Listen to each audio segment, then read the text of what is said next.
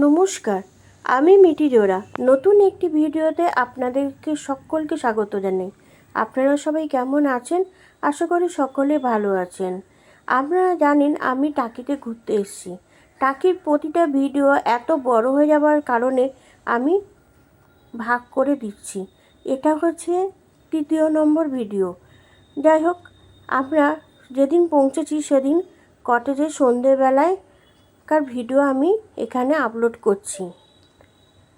ভেতরে এত সুন্দর সুন্দর গান চলছিল, কপিরাইটের ভয়ে আমি সেই গানের ভিডিওগুলো এখানে দিতে পারলাম না, তাই এই জায়গাটা মিউট করে দিলাম। বাইরে থেকে দেখতে পাচ্ছেন কটেজটা কত সুন্দর লাগছে। আমরা যে কটেজে উঠেছি সেই কটেজটার নাম হচ্ছে ইছামতি কটেজ। একদম গ্রাম্য বাংলা ছোঁয়া এই কটেজে রয়েছে। রাত্রেবেলা প্রত্যেকটা আলো জ্বালানোর ফলে কটেজটা আরও রূপময়ী হয়ে উঠেছে। চারিপাশটা তাই ইচ্ছা হলো আপনাদের সাথে একটু শেয়ার করার জন্য। খুব সুন্দর, ভেতরে এত সুন্দর সুন্দর গান চলছিল, গানগুলো ওই কপিরাইটের ভয়ে আমি আর আপনাদেরকে শোনাতে পারলাম না। আর সেই আজকে খুব ঠান্ডাও পড়েছিল জানেন এখানে।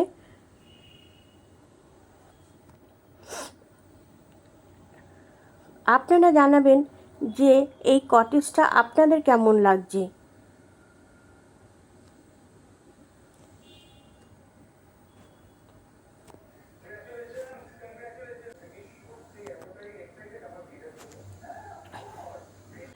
আমরা যারা শহরে থাকি সেখানে ঠান্ডাটা একটু কমই ছিল, কিন্তু ওখানে গিয়ে দেখলাম টাকিতে প্রচণ্ড ঠান্ডা। তারপরে একদম ইছামতি নদীর পাশেই তো, সেজন্য প্রচণ্ড ঠান্ডা পড়েছিল। যাই হোক, এটাই কটেজটার সামনে অনেক ধরনের গাছের টব আছে জানেন। এখানে গাছ আছে, অনেক পাখি আছে, নানা রকম পাখি। আর প্রত্যেকটা কটেজের সামনে একটা করে পাখি খাঁচা আছে। সেখানে বদ্রি পাখি, তারপরে কাকাতুয়া, ময়না, সব পাখিই রয়েছে।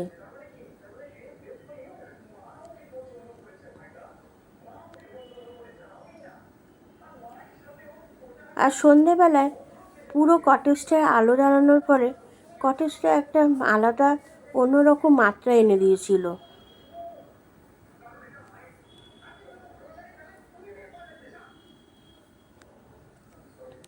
আমরা আজ খুব আনন্দ করছি জানেন এই কটেজে। আমরা সবাই মিলে এখানে গান শুনছি, নাচ করছি। অনেকগুলো নাচও এখানে হয়েছে, সেই ভিডিওগুলো অবশ্যই দেওয়া হয়নি। তবে আমার ননদ দি ভাই আর আরেক যে দিদি গেছিলো আপনাদের সাথে, তাকেও পরিচয় করে দিয়েছিলাম।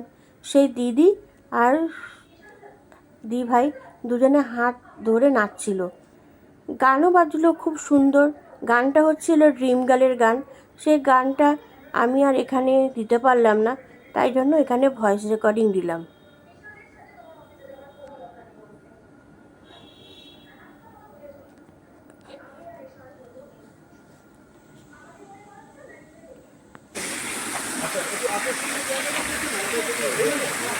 ওই আকর্ষণীয় জায়গা দেখো কি ওইটা দেখ। আমরা পাশেই একটা পার্ক আছে, সেখানে এসছি।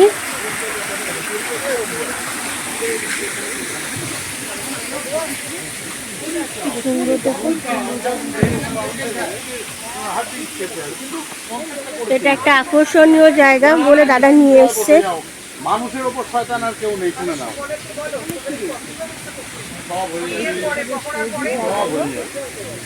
বসো।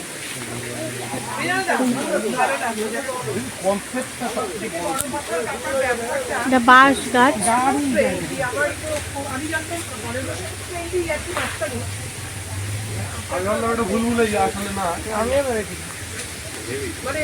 ওই তো সব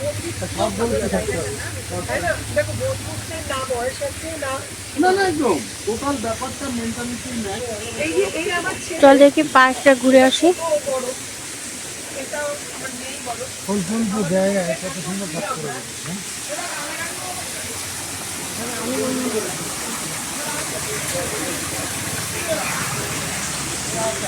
পার্কটা খুব সুন্দর, এখানে দোলনা আছে। আমাদের কটেজ থেকে হাঁটা পথেই 2 মিনিট এই পার্কটা। ওই যে দেখছেন ওখানে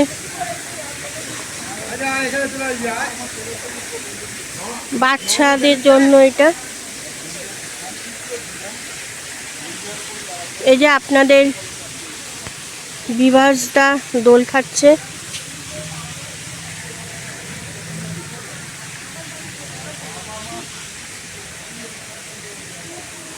পার্কটা হচ্ছে এরকম ভিউ।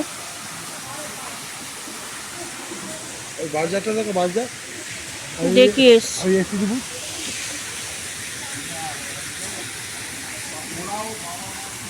খুব সুন্দর। যারা মনে করছেন একদিনের জন্য আসবেন, একদিন এক রাতের জন্য, তারা কিন্তু এখানে আসতেই পারেন। খুব ভালো লাগবে পরিবেশটা, মানে যারা নিরিবিলি পরিবেশ পছন্দ করেন তাদের জন্য জায়গাটা খুবই সুন্দর।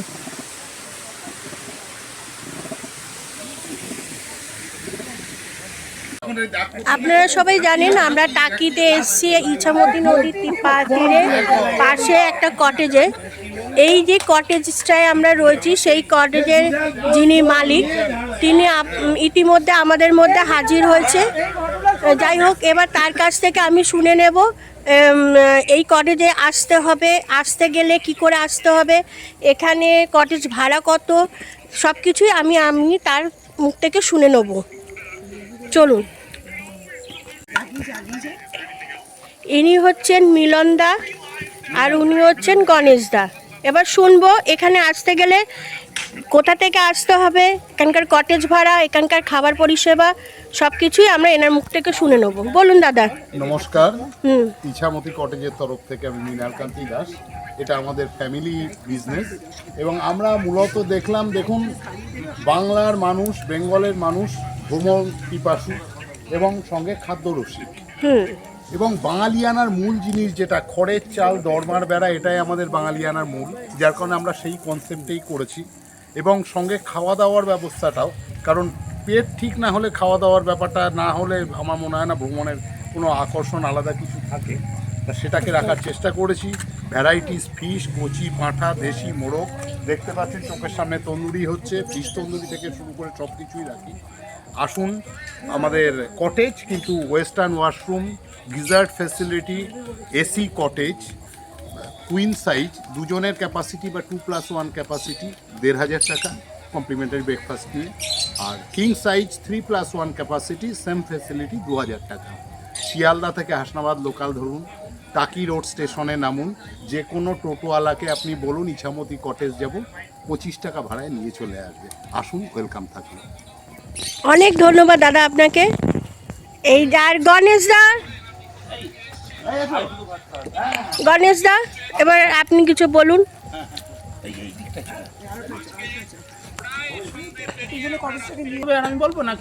না না, আপনি বলুন না, আপনি বলুন। আমার কোনো প্রশ্ন নেই। এই কটেজে এসে আমার খুব ভালো লেগেছে। আর এই কটেজের মালিকই হচ্ছেন এই দাদা, এর নাম হচ্ছে গণেশদা। আমরা গণেশদা বলেই জানি। আমার সাথে প্রথম পরিচয় আজকেই হয়েছে। খুব ভালো মানুষ, তার আতিথেয়তায় আমরা খুবই খুশি। এবার গণেশদা আপনি কিছু বলুন। নমস্কার, আমি গণেশ দাস। উনি বললেন এই কটেজের মালিক আমি না, কটেজের মালিক হচ্ছে আপনারাই। হ্যাঁ, যারা সারা বছর ধরে এনজয় করার জন্য আমাদের অতিথিরা এখানে আসেন, তারাই এখানকার মালিক বলে আমরা মনে করি। আমরাও জয়েন্ট ফ্যামিলিতে বড় হয়েছি, দল বেঁধে বেড়াতে যেতাম, বুঝতাম সারা বছরের শেষে যখন একসঙ্গে বেড়াতে যাই সেখানে সবাই মিলে এনজয়মেন্ট করতে গেলে কি কি প্রয়োজন। আমাদের সীমিত ক্ষমতার মধ্যে দিয়ে আমরা টাকিতে, আমার নিজস্ব পৈতৃক ভিটা এটা, এর পাশেই আমরা একদম ইছামতির ধারে, মানে আপনি আমাদের যে ডাইনিং স্পেসটা দেখছেন, এই ডাইনিং স্পেসে বসে আমরা বাংলাদেশের মানুষদের দেখতে পাই। মাঝখান দিয়ে কল্লোলিনী ইছামতি বয়ে চলেছে, যার টানে এনারা প্রতিদিন। আজকে একটা ওয়ার্কিং ডেজ, মনে করুন আজকে মঙ্গলবার, একটা সবাই অফিস, তাও আমার প্রত্যেকটা রুম, আমার 5টা কটেজ আছে এখানে, 5টা কটেজই আজকে সকল পর্যটকে ভর্তি। এবং এদের কাছে আমরা সব থেকে যেটা দেওয়ার চেষ্টা করি, আমরা মনে করি এরা আমাদের পরমাত্মীয়, আমরা ফ্যামিলিয়ার রিলেশন তাদের সঙ্গে তৈরি হয়, তাদেরকে আমরা নিজের মতো করে তারা যে খাবারটা খান এবং যে পরিষেবা আমরা দেই, আমরা চেষ্টা করি সেটা 100% তারা যে পে করছেন যেন সেটা আমরা তাদের রিটার্ন দিতে পারি। সবচেয়ে বড় কথা ব্যবহার। যেমন আপনি এই কটেজগুলো দেখে মনে হচ্ছে খড়ের চাল, বেতের কাজ, কিন্তু ভেতরে দারুণ ইন্টেরিয়র ডেকোরেশন করা এবং এসি গিজার সবই আছে। অর্থাৎ কলকাতার এত কাছে মাত্র 1.5 থেকে 2 ঘন্টা ট্রেন জার্নি করে বা কার জার্নি করে আপনি পৌঁছে যেতে পারেন এই টাকিতে। আপনি টাকি এসে ইন্টারন্যাশনাল বর্ডার বাংলাদেশের যেমন প্রকৃতিটা পাচ্ছেন, ইছামতি নদীতে বোটিংয়ের আস্বাদ পাচ্ছেন, একটা মিনি সুন্দরবন ভ্রমণের একটা সেই স্বাদ পাচ্ছেন। আর টাকির স্পেশালি বিভিন্ন স্থানীয় মাছ এবং এখানকার দেশি আপনার যে মাংস, ব্ল্যাক বেঙ্গল গোট, তার স্বাদ আপনি আস্বাদন করবেন। এবং এখানকার শীতের সঙ্গে সঙ্গে বাতাসে ভেসে বেড়ায় নোলেন আবাস।